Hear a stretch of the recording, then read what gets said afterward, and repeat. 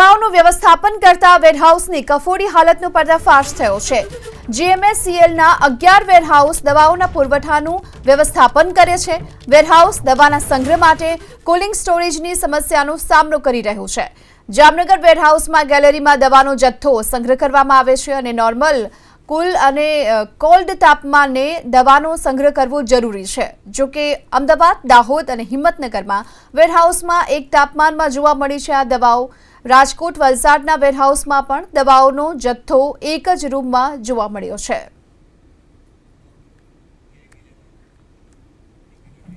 સંકલિત બાળ વિકાસ યોજના અમલીકરણ પર કેગનો અહેવાલ। રાજ્યમાં 16,045 આંગણવાડી કેન્દ્રની ઘટનો કેગના રિપોર્ટમાં ખુલાસો થયો છે। વર્ષ 2015-16 થી લઈ વર્ષ 2022-23 દરમિયાન આંગણવાડીમાં નોંધાયા છે 40.34 લાખ બાળકો।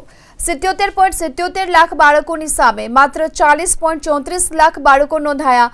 સહાય પોષણ કાર્યક્રમમાં 4.63 કરોડ લાભાર્થી પૈકીના 14%ને લાભ નથી મળ્યો। સાર્વત્રિક રસીકરણ યોજનામાં પણ 94% લક્ષ્યાંક સિદ્ધ થયો છે।